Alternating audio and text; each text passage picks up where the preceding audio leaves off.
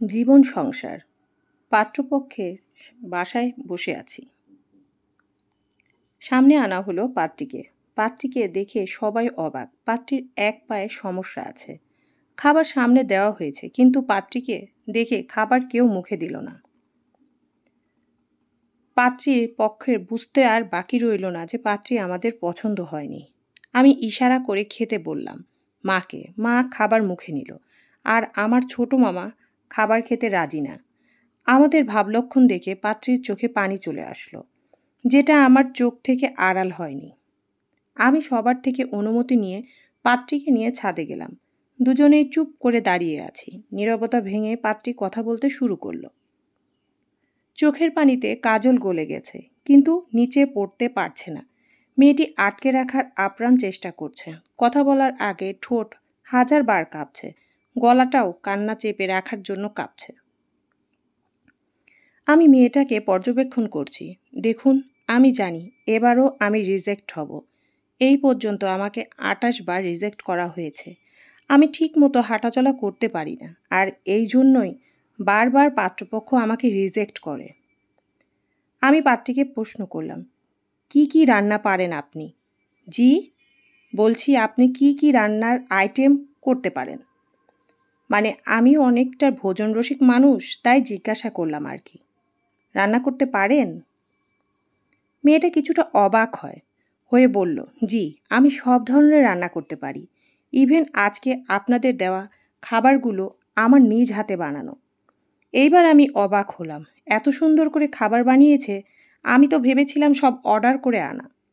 আচ্ছা, শাড়ি কি নিজে পরতে পারেন, নাকি অন্যের সাহায্য লাগে? এবার মেয়েটা কিছুটা লজ্জা পেল। জি, পারি, কিন্তু কুচি করার জন্য অন্য কারুর হেল্প দরকার হয়। Very good. আচ্ছা, আপনার নামটাই তো জানা হলো না। আমার নাম নীলা। বাহ, সুন্দর নাম তো। এখন চোখ মুছে নিচে চলুন, আর হ্যাঁ, কাজল যেন মুছে না যায়, সাবধানে। এটা বলে আমি নিচে চলে আসলাম। আসার আগে নীলার দিকে একবার তাকিয়ে বিস্ময় আর খুশি দুটোই দেখতে পেলাম। আমি নিচে এসে বিয়ের জন্য হ্যাঁ বলে দিলাম। আমাদের পরিবার মামার কথায় চলে, কিন্তু আমি এবার মামার বিপক্ষে গেলাম। সমস্ত আনুষ্ঠানিকতার মধ্য দিয়ে আমাদের বিয়েটা সম্পূর্ণ হলো, কিন্তু বিয়ের দিন মামা আসেনি। বিয়ের দিন নীলা আমাকে জিজ্ঞেস করলো, আচ্ছা, আপনি আমাকে বিয়ে করলেন কেন? করুণা করেছেন? আমি নীলার দিকে তাকিয়ে একটু মুচকি হাসলাম। আচ্ছা, আমাকে এমন একটা মানুষ দেখাও যে সব দিক থেকে পারফেক্ট। পারবে দেখাতে? না, কিন্তু প্রতিটা মানুষই কোনো না কোনো দিক থেকে অসম্পূর্ণ। কেউই পারফেক্ট হয় না, শুধু অ্যাডজাস্ট করে চলতে হয়। সম্পর্ককে গুরুত্ব দিতে হয়, তাহলেই সবাইকে সুন্দর আর পারফেক্ট মনে হয়। আর সেটাও তো ঠিক। কিন্তু আমাকে কি দেখে পছন্দ করলেন? তোমার চোখ দেখে। তোমার চোখে আমি শ্রদ্ধাবোধ আর একটা চাপা কষ্ট দেখেছি। জানি না কেন তার মায়ায় পড়ে গেছি।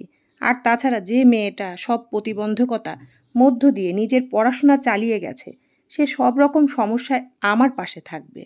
আর তাছাড়া তোমার পায়ের সমস্যা সামান্য, সেই সামান্য সমস্যা কখনোই তোমার ভবিষ্যৎ নির্ধারণের মাপকাঠি হতে পারে না। তোমার আরও যে সব প্রতিভা আছে, সেটা তোমাকে উচ্চতায় নিয়ে যাবে। আর এই লড়াইয়ে আমি তোমার পাশে থাকবো আজীবন। সেদিন নীলা আমার বুকে মাথা রেখে কেঁদেছিল অনেক সময়। সে এখন কলেজের শিক্ষিকা, আর তার অনেক সম্মান। আজ আমাদের প্রথম বাচ্চা পৃথিবীতে এসেছে। আমার প্রিয়তমা আমাকে অনেক ভালোবাসে।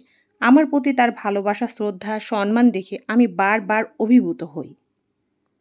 একজন আদর্শ স্ত্রীর এতগুলো গুণ কখনোই একটা সমস্যার কাছে ঠুনকো হতে পারে না। সমস্যা তো আমাদের দৃষ্টিভঙ্গিতে। সমাজে কিছু মামা, খালু, চাচার কারণে মাথা উঁচু করে কিছু করা যায় না। তারা বাধা দিবে। তাদের এই বাধাকে ইগনোর করে সামনের দিকে এগিয়ে যেতে হবে। মানুষকে মানুষের মতো সম্মান করতে হবে। বড় কথা হলো আমাদের দৃষ্টিভঙ্গি বদলাতে হবে। সমাপ্ত। ছোট গল্প জীবন সংসার।